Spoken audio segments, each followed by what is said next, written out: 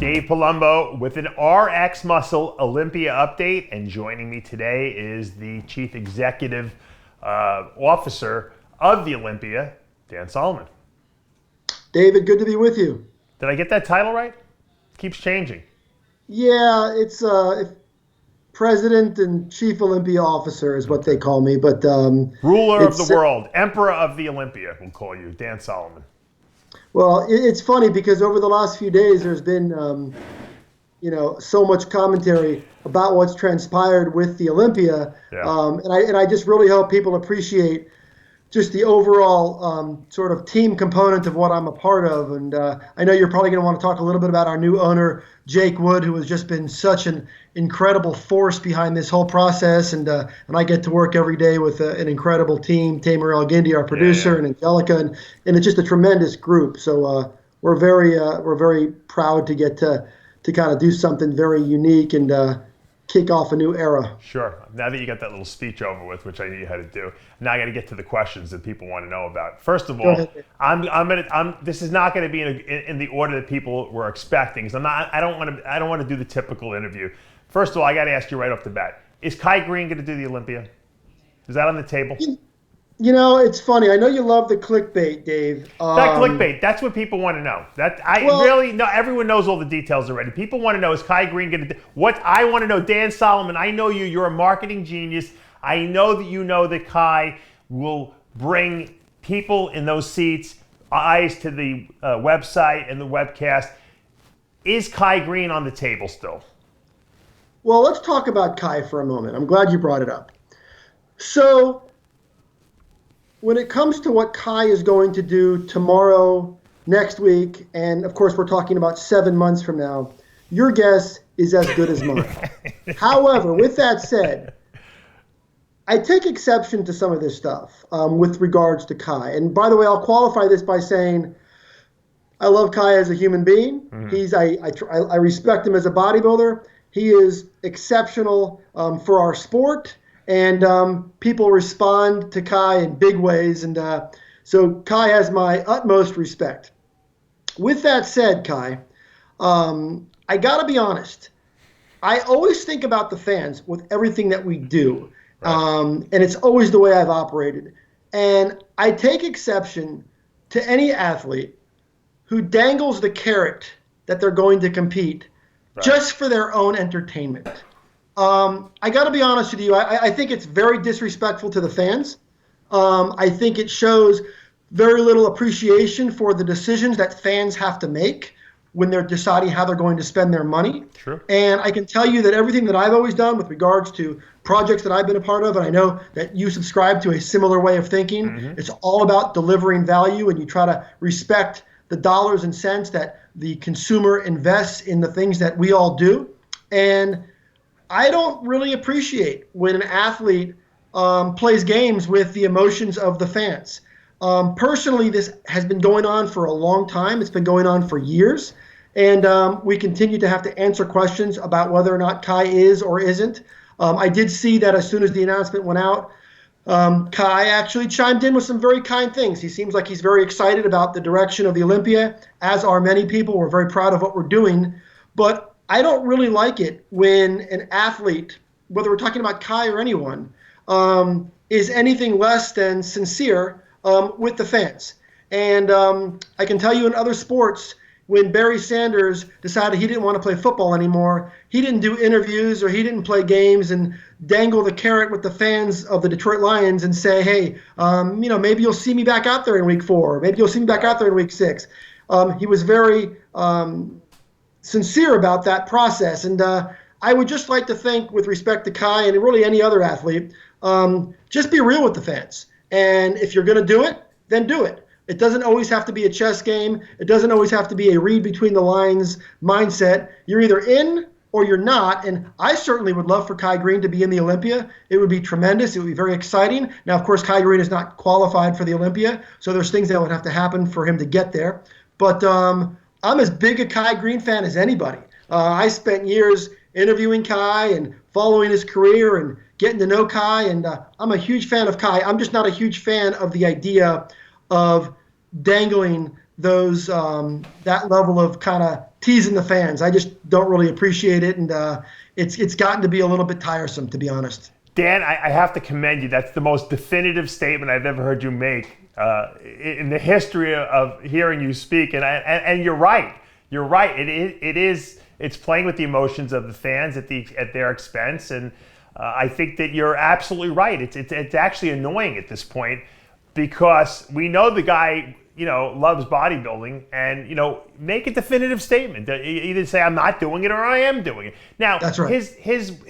The impediment that you had last year was with his problem he had with AMI. So now that AMI is gone, you would think that the negotiation should be open again, because now all the disrespect that he might have internalized that was coming from them should be gone, because they're out of the picture. So I would think that the negotiation table would be open at this point. And I think we've turned that page. Kai and I have communicated. Mm-hmm. I've spoken to his representation. We've had very positive conversations. I think anything that took place in the past is in the past. And I know Kai has a lot of things going on. He has a lot of opportunities. He seems to be doing well for himself in his life. Yeah. So I wish only good things for Kai Greene. But I will tell you right now, the whole uncertainty. Wait a second. This is the one beautiful thing about working out of the house. There you go. It's your son. My son Nicholas. My wife.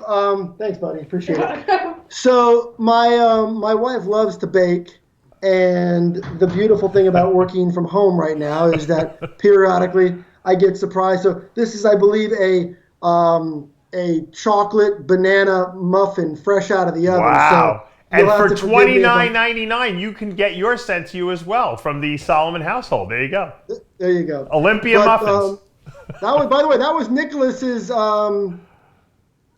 web stream debut right here on RX Muscle. I know. I love it. He's looking good. He's looking very fit. Thanks to actually, I was going to say you're looking very young, Dan. You look like you de-aged. I think this little break that you've had and sitting in the sun, probably by the pool, working out, I think it's been good for you. I think it recharged the batteries a little bit.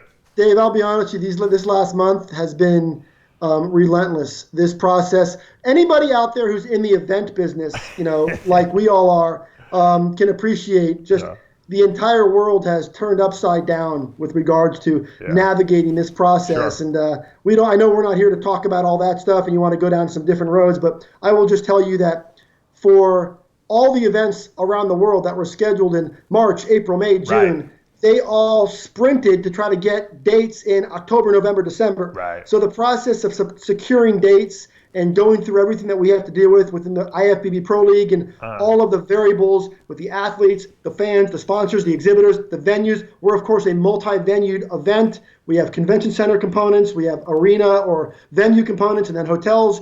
It was a massive project. So the fact that you say that about me, it must be hair and makeup or something. I was going to say, maybe your wife made you up before you got on the show, because you do look young. Now, let me ask you, I'm glad you brought that up, because that was my next question. We know you moved the venue. First of all, the fact that you didn't get on a plane and you were able to orchestrate all this is a miracle. How did you do that? So we spent a lot of time talking to leadership throughout Vegas at many of the different properties, the various hotels, venues, convention centers, up and down. We spent a lot of time doing that. And also we had a pretty good handle on the overall Vegas landscape to begin with in terms of what was available. And so once we identified a couple plausible locations that were able to provide a logistically sound experience for our fans, that's really the big thing. One of the real problems over the years has been just the spread out component of the Olympia. Of course, terrible. Everybody's staying at a different hotel, everybody's spread out. that's really not what the Olympia spirit should be about. It should be about bringing everyone together, Absolutely. everyone having the chance to break bread and have drinks and talk business and have dinners and just be together. And that was really, really important to us. It would have been easy for us to just go ahead and handpick a spot and move the location, but we really wanted a place that was going to be convenient for every corner of what this Olympia experience is all about. And then, of course, we have a strong West Coast presence. Jake Wood, our new owner, is out west. Tamer's out west. Caden, Martine, a lot of our crew are out in Southern California. So once we kind of got things narrowed down, they were great. They actually got in the car and headed over. I was going to say, there's no way you booked an arena without being there and seeing it, I would think. Right. We were very fortunate. Zappos Theatre inside of Planet Hollywood, it's one of the most spectacular. Gorgeous. It's magnificent, and I have to pinch myself every day to think that we are afforded the privilege of producing in this venue. It is incredible, and the things that we can do production-wise in that facility, not to mention the facility, the venue, the seating, it's all geared towards good, clean sight lines to the stage. Absolutely, I see it. It's great. I mean, arenas are great because we can do a lot of cool stuff, and we're very proud to have been in an arena for many years. But arenas, as you know, the seating angles, there's a lot of sections in an arena that really are useless to us. So this is a significant upgrade in terms of, I think, the way the spectators are going to feel about being there. And of course, the athletes being on that stage to present their physiques. There's probably no better place for them to be showcased than a theater of that caliber. Dan, I never watched the Olympia from the stage, not one single year that it was at the Orleans. I always watched the monitors, the big screens you had up there, because you couldn't see anything. Right. And I had good seats, and I couldn't see anything. This auditorium is so modern.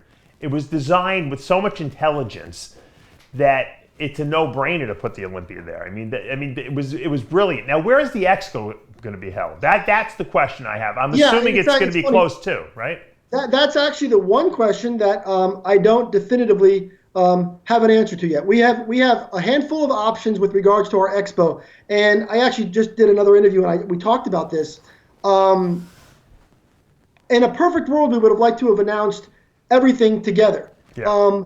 The reason why we did it is because we have a few scenarios that involve the expo, and they're all really good. They're all upgrades. They're all improvements on convenience, and everybody's going to be happy when the announcement happens. The reason why we had to get out the announcement for Planet Hollywood is because the athletes, the trainers, they were starting to get nervous because we were entering into that 18-week out window. Right. And I know a lot of trainers were reaching out to us trying to find out what's going on so they can communicate something to their clients. Athletes were starting to begin the process of should I or should I not start my contest prep? Sure. So we felt like we really had to get that information out there just to give the athletes the opportunity to know, what that timeline is going to look like. Will it be close? I mean, is it going to be in the Planet Hollywood vicinity there? Yeah. So it's going to be, at the very least, it appears that it is going to be within a walk. Okay.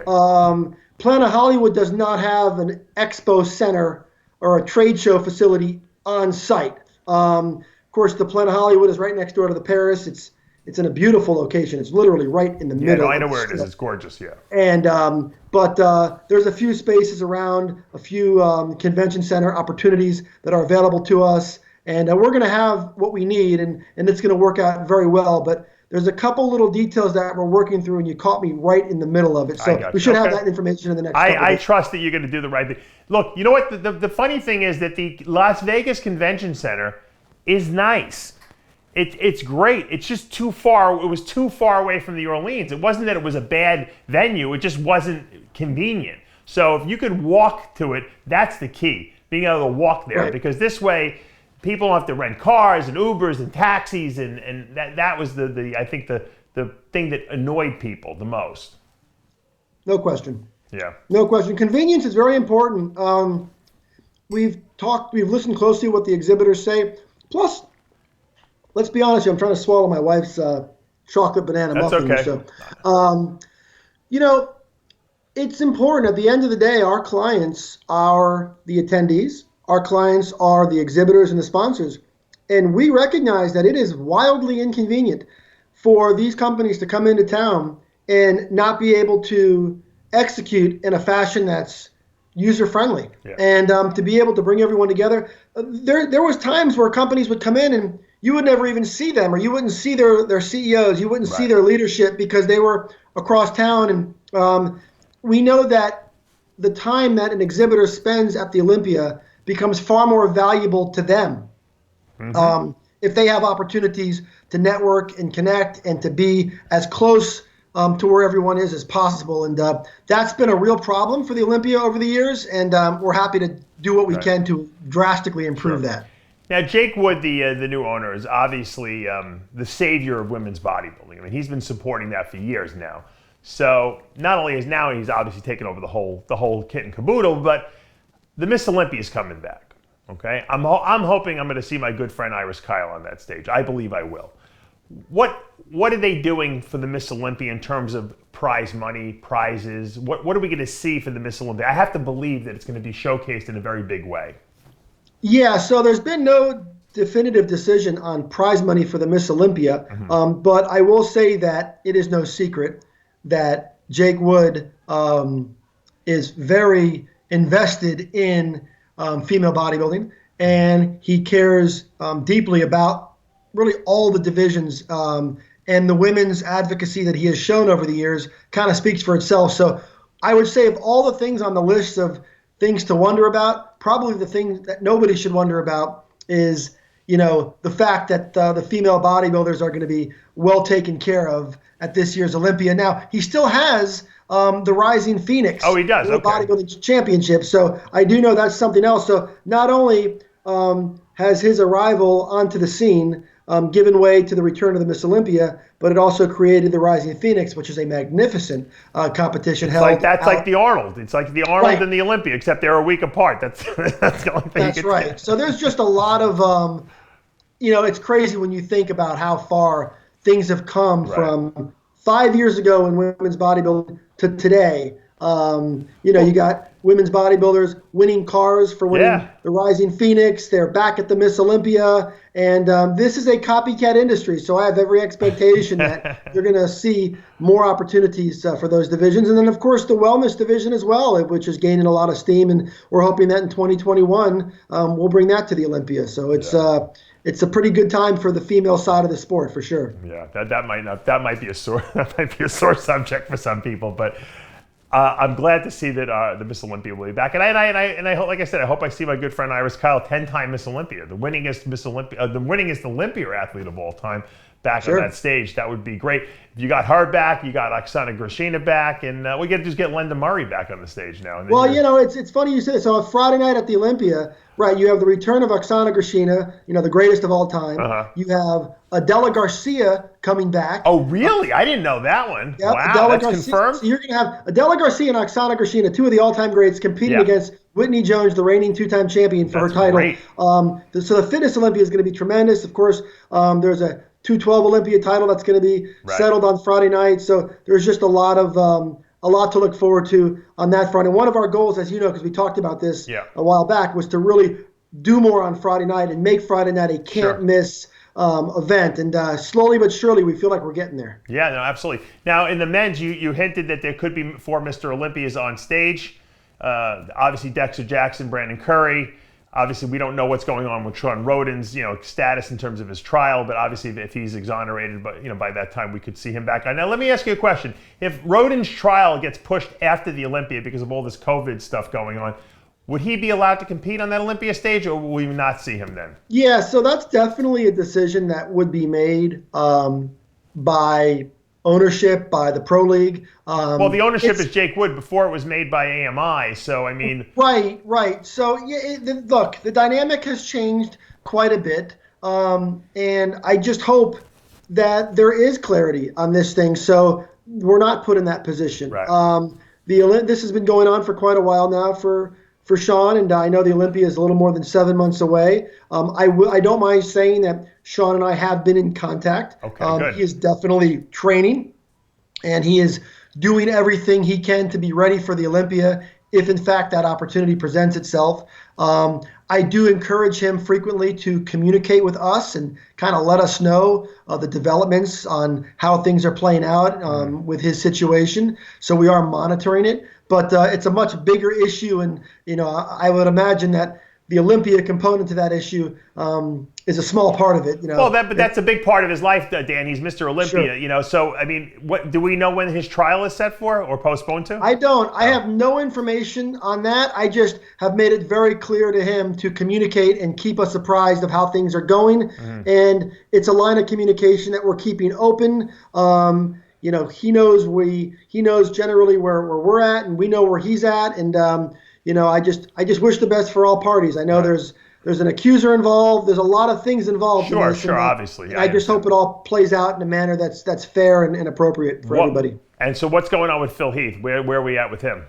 Yeah, so Phil, Phil and I have communicated on a few occasions. We've stayed in touch throughout this process. And Phil has made no specific,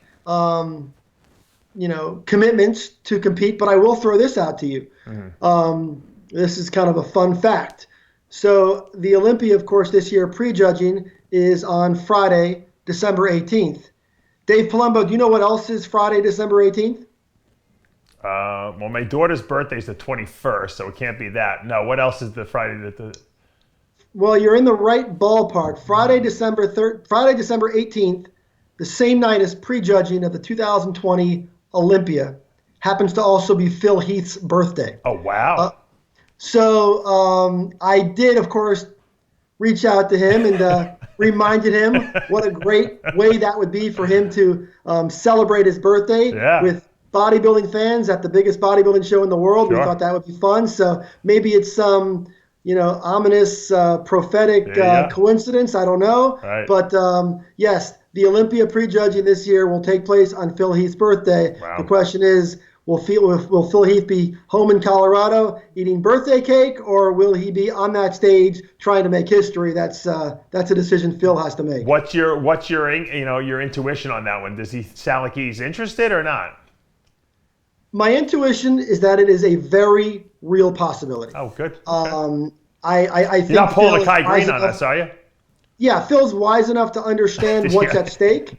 He also understands that he does not want to look back and regret anything, and that window is not permanent. He's inside a window now where he legitimately could show up and match the Lee Haney, Ronnie Coleman record. And this is about more than just a comeback. This is about history for him. Sure. If he had won 5, the conversation wouldn't be nearly as compelling. But he won 7. Right. And I think he recognizes that. Phil is very bright. Phil understands what's at stake. He understands what this would mean for his life going forward.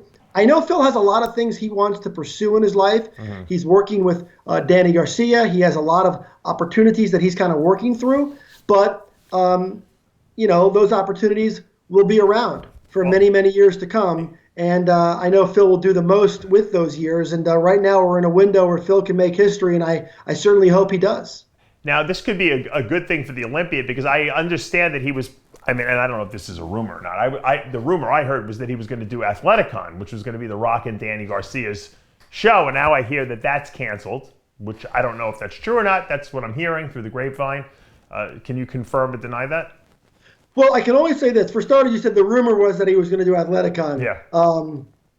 I don't know that he was going to do Athleticon. Okay. To be honest with you, I think it got to the point where there was just so much going around that I was sitting back listening to this thing, and the things that people embrace as factual or truthful. I think people want so badly to believe certain things. Right. I don't know what Athleticon is doing. I prefer to kind of defer to them to make whatever announcements they want to make. Sure. I certainly hope whatever they have planned, it's something that they can communicate to the fans. And I haven't heard much on that front, but I've been so busy just trying to work on what we have to deal with over here with Olympia Weekend that I don't really have a whole lot of time to focus on any other events. But my guess is they'll probably communicate something pretty soon, I would imagine. I can't imagine them launching a first-year show during this crazy quarantine year that we're in. It just doesn't make sense to me. But, we'll find out. Let me ask you this question. Hottie Shubin, he had a visa to come compete last year. You think that opportunity will still be available? Or do you think that he's going to have to go through that whole process again? Do you have any insight into that? Well, the only insight that I have is he will have to go through the process again. There's no question about that. I had communication. I've spoken to Hottie Rambod about it. We've talked at length. I know the process ended quite successfully last year. Sure. I know politically certain things I think have changed since then, but at the end of the day, I know that Hottie is planning to do the things that he did last year with the support of, the event and all the various folks that are involved in that process. Everybody's committed to bringing Hottie Shubin back to the Olympia. I know I am. I know his trainer is. I know his team over there is. So I'd like to think it's going to end the same way. But I guess this process, it's so unpredictable. It's as unpredictable as COVID-19, right? I mean, isn't it funny? You don't hear anything about like how, we're restricted. We're worried about, immigrants, and we're worried about Iran anymore. Now it's like, we're worried that people are going to give us, the COVID virus, So maybe for political reasons, maybe we'll all get along a little better now that we kind of like are all in the same boat in terms of being, being afraid of this virus and the spread of it. And obviously we don't want to see unnecessary deaths and all that. And on that note, Dan, what precautions are you taking, for the Olympia in terms of like COVID virus and social distancing? Is that going to be an issue? And I'm sure this is something that's going through your mind and something you're going to have to deal with at some point. Yeah, we're paying really close attention to it. So the problem is it changes so quickly. The things that, when you think about it, the things that we were talking about 5 weeks ago compared to the things we're talking about today, they're so significantly different. We're talking about now the Olympia is more than 7 months. Oh, what is it, like 29, 30 weeks away from now? It's snap your fingers, Dan. It's going to happen before you know it. For sure. But in terms of the evolution of this virus and all the procedures and the protocol, it changes so quickly. I do know that in Las Vegas, there are discussions about events that are going on sale right now in terms of the overall seating floor plan, right, and how they have to allot the inventory. In other words, do they have to initially sell every other row? Do they have to create space between certain number of seats? There is talk of that. But so the thing is, there is a chance that when the tickets first go on sale, the seating diagram could look different than it does 6 weeks from now, or 2 months from now. So it's just one of those things that we don't have a whole lot of control over. Of course, the expectation, the reason why we picked a date so far down the road is because we knew that it would give us the highest statistical probability of being able to execute this event with as little issue as possible. But only time will tell. Right. My intuition tells me by December, I think that people will be allowed to do what they want. They'll be allowed to, commingle. The question is, will people be afraid to? I guess that's still unpredictable at this point. Now, if there's a second wave of this thing, which I hope there isn't, I mean, that could obviously impact, like you said, the seating arrangement and stuff like that as well. Now, as far as hotels go, obviously, you had mentioned in your little announcement that the Planet Hollywood Hotel was going to be offering special rates. What is that? How much is a room going to cost? Planet Hollywood has stepped up in a big way. They're offering, and don't quote me to the penny, because we're about to release the room block in the next couple days. Okay. But they're offering midweek rates somewhere in that $69 a night. Oh, Orleans hotel rates. Wow, good. Right. Maybe just a little bit higher, but pretty close. And then the weekend rate is something like $139 or something. That's very reasonable, Dan. Very reasonable. Very reasonable, and we're just very grateful to Planet Hollywood. They understand what we were trying to achieve, and they also understood where we were coming from a price point standpoint. So that was one of our real firm positions that we took with them. We said, listen, we want our guests to be able to come together during a time when things are challenging, and we want to make it as easy for them as possible. We're willing to bring the whole bodybuilding and fitness industry to your hotel. So work with us to provide as friendly a rate profile as you can. And they were incredibly accommodating. So I encourage everybody out there, take advantage of those Planet Hollywood room rates, because it is a unique opportunity to be able to be at the host hotel for the Olympia in probably the best part of the Las Vegas Strip during the holidays and get that type of pricing. It's a tremendous opportunity, really. How many rooms are available do you guys have on block? Yeah, so what we do is we block off a couple thousand room nights, and that's the way that works. So as things get closer and as we evaluate room bookings, we can grow that if we have to. Dan, that hotel holds that many people? Yeah, that's room nights. So room nights is different than total room reservations. But the nice thing about it is right next door, and also owned by, keep in mind, Planet Hollywood is a Caesars property. Oh, okay. So Planet Hollywood, so it's Caesars and Planet Hollywood and Paris right next door, and there's a few others. So we're going to be able to create opportunities. So if for some reason the room block at Planet Hollywood sells out, right next door at the Paris is going to be, additional inventory, and it's going to work out incredibly well for. And there's other hotels right there too that you can still even walk down the strip to if you have. But I think the Bellagio is right across the street. So if you're into doing that whole Bellagio thing, you can do that too. But we're really encouraging everybody to take advantage of this price point because it's. You guys really hooked it up. And there's a lot of How many restaurants are in that area? There's got to be 30 of them. It's funny you say that, right? Because when we were all at the Orleans, you'd go down to the lobby and there was a Fridays, there was a couple things. But being in the middle of the strip, to be able to walk outside of the doors of your hotel and just to be in a sea of, abundance, to be able to go wherever you want and experience the Bellagio, water Dan, I ate at show. Sparrows every single meal the entire time I was at the Orleans. Right. You'll feel like you're in Vegas. And we always said that. And by the way, I want to say this. The Orleans folks, they were great people, man. They did a great job for our event for 15 years. They really embraced us. They welcomed us. They worked very hard for us. And I'm going to miss working with a lot of the folks over there. But this was something that I think was good for the sport of bodybuilding. It was good for the Olympia. And when it all comes down to it, we felt strongly that, the caliber of an event is often reflected by where the event is held. And over the years, I often felt that the Olympia, it's the Super Bowl, the fitness and bodybuilding community. Right. It's a world showcase event.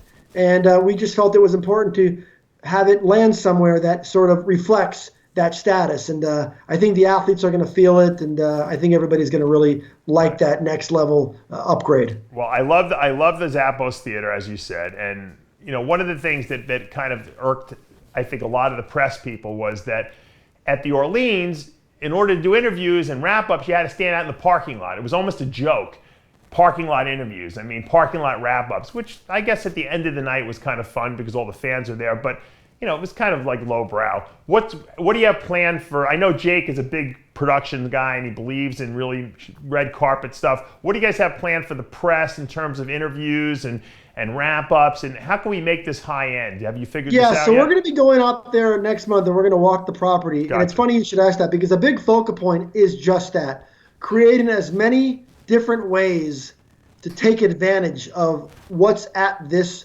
hotel and what's at this venue in this theater. Everything from creating more opportunities for our VIPs, giving the VIPs different types of access and different types of experience. Our VIP program, I think, is really going to benefit by where our event is. Right.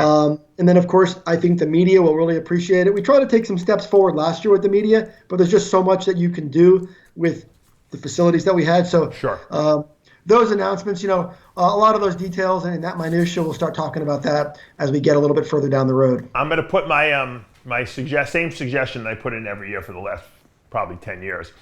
Create a press area. Create a press area in the lobby, wherever you got to do it. Create a press area with an Olympia backdrop where everyone can stand and do their interviews. I mean, the Arnold people do it. They have a side stage. I mean, I think they could do a better job of it, but at least it's there. So the press feel like they're at ease. They're not fighting with each other. They have a place to work. They have a little create a press area so it seems like the Academy Awards, Yeah, it's a good idea. The Arnold folks, they have the luxury because they're inside a convention center. Right. And it's very easy to allocate that space. Right. Inside an arena or a entertainment theater venue, it's a little more challenging, but we definitely would like to do that. I'm all about branding. I'm all about bringing everybody as close to the Olympia visuals as possible. Right. And I think it also improves the quality of the coverage. But I have a request of you, Dave, this year. My request is you better be at the Olympia this year because I'm going to try. Listen, man, last year. Yeah. I had a baby. I had a new baby my, born, Dan. 2 weeks Last earlier. year, we're at the Olympia, my phone rings. It's you, and I'm thinking, oh, Dave must be outside. He must be calling. And you're calling me from your home in Florida to make arrangements for some of your guys, which we were happy to accommodate. But this year, I want you to be there. This way, if something goes wrong, we can deal with it together. Yeah, no, you bent over backwards, and I said this before. You did a great job last year, and I really appreciate that. Took care of everyone. Look, I'm going to try. I had a daughter. My daughter was born, like 3 weeks before that, so I couldn't really go in all good consciousness.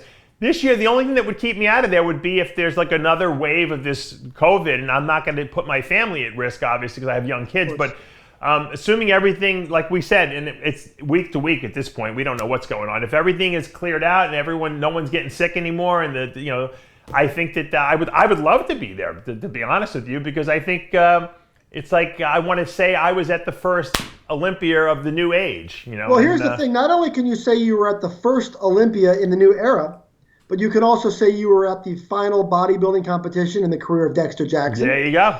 You could also say that you were at the big return of Flex Lewis making his way to the Mr. Olympia stage for the first time.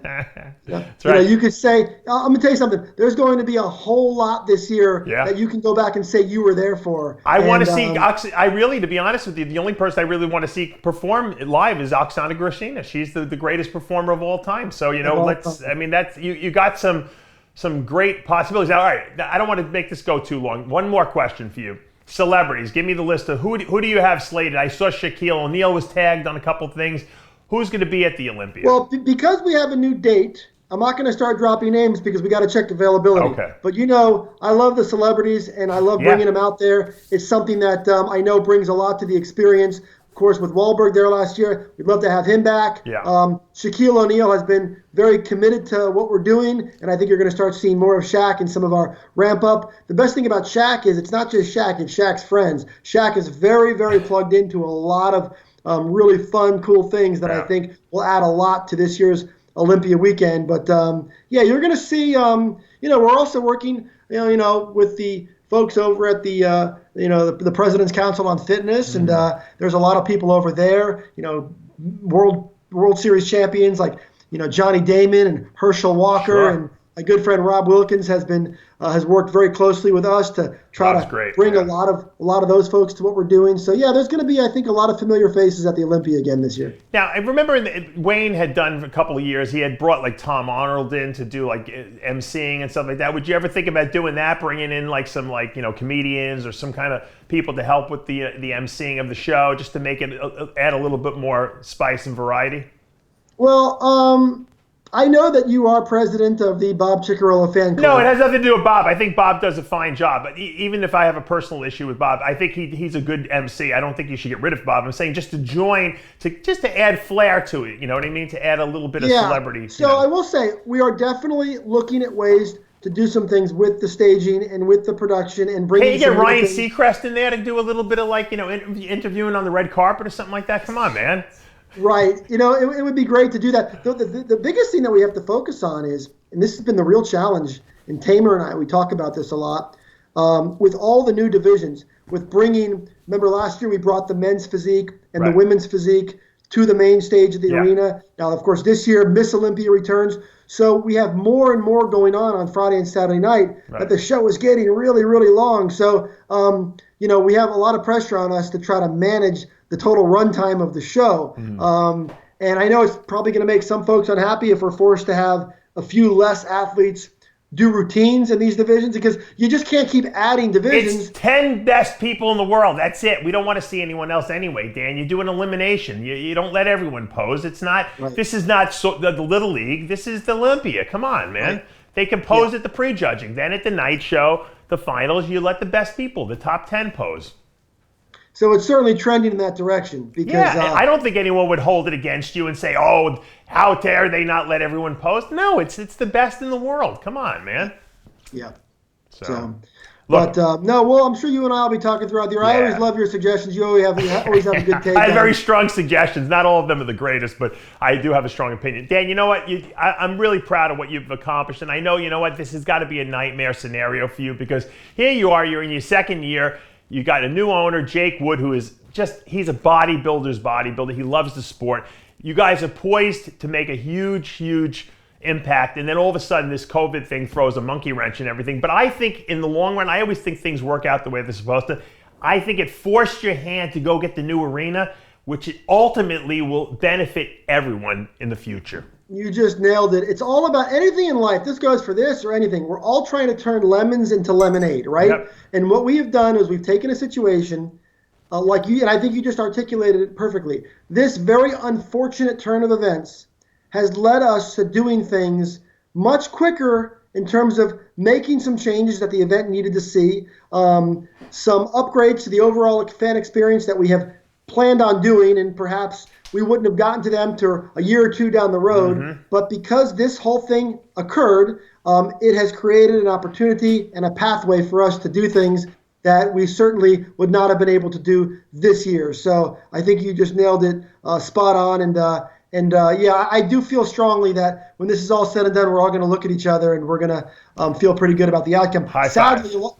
What's that? We're all going to high five each other.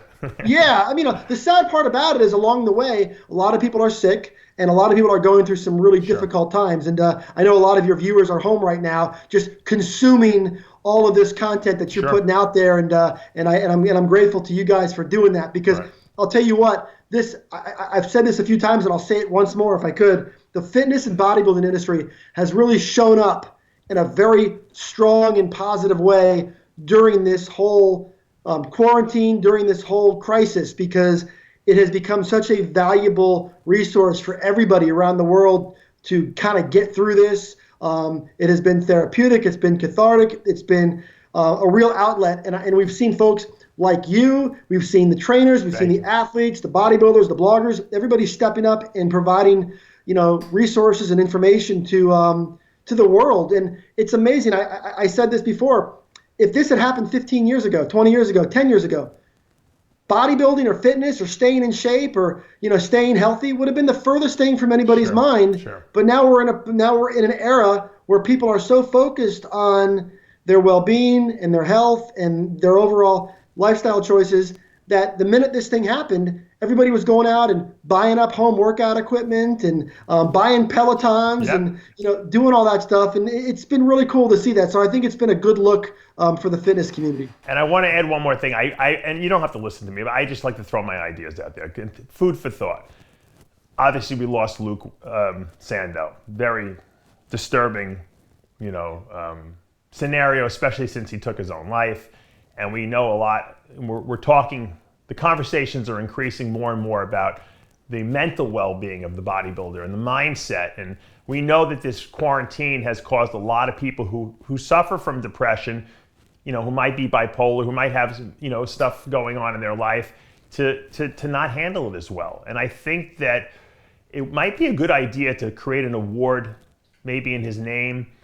Maybe like the social media. I don't want any awards. Don't give me any awards. I'm just saying, like the person, the social media and/or / press, people who report on the sport. Maybe give an award every year in his name for people who are an inspiration on the internet to people, to keep them in a positive mood. Because you know what? A lot of people have emailed me and told me, and I'm sure they've told the people at MD and other places and yourself. You know what? It's this content that you guys put out on a daily basis that gets me through these difficult times when I'm depressed. You make me laugh. When I'm down about bodybuilding, you guys get me juiced up and excited about it. So I think there should be an award in Luke's name to continue that name, so people don't forget who Luke Sandow was and what he gave to the sport. And I think in this day and age, I think that social media should be rewarded. I think it's a component of our sport that you cannot separate anymore, because that's where people get all their information from. Yeah, I think everybody should do it. I think you should do it on your program. I think other media outlets should do it. I think you make a really good point. I think if all of us work together to shine a spotlight on the people who are putting out positive messages and lifting people up, it will become more trendy to do so. And it will become more. It will become more of the rule and less the exception. Yeah. And what better place to do it than on the Olympia Weekend? Right. And I completely agree. It's important. But I'm glad you mentioned Luke, because Luke is the ultimate reminder of why we need to check on each other all the time, because you never know what somebody's going through. Yeah. I saw Luke. He was down in South Florida. We had a coffee together and a couple months ago. Sure. And there was nothing about anything that would have made me feel that there was a concern about his what he might have been dealing with on the inside. Of course, I don't know what transpired. I only know what I've heard, so it's pure speculation. But if that is the way it went down, it is really, really concerning to think, because he always put off such a positive vibe. He was always so respectful and so positive and so grateful, and had a level of humility, and you just a kind of guy you wanted to be around, the kind of guy you want to see carry forward and win an Olympia one day and just do great things, because he just put out so much good positive energy. And I didn't know Luke that well, only from a few of our conversations and encounters, but it really reminded me that we all need to just don't be afraid to check on somebody. Sure. Things are not always as they seem, and it's really, really important for us to look out for each other, because there's a lot of people out there right now, as you just mentioned, that are struggling, that are going through some things, and we just need to be there for each other. Yeah. Dan, thank you so much for joining us today. Thank you for your candor, and thank you for doing what you do for our sport, because you're really taking bodybuilding into the new era. David, thanks for having me. I appreciate it. All right, guys, and that's going to take us to the end of another installment of RX Muscle News Update, Olympia Special. Stay tuned. We'll keep you updated as the weeks progress. I'm Dave Palumbo. We'll see you next time.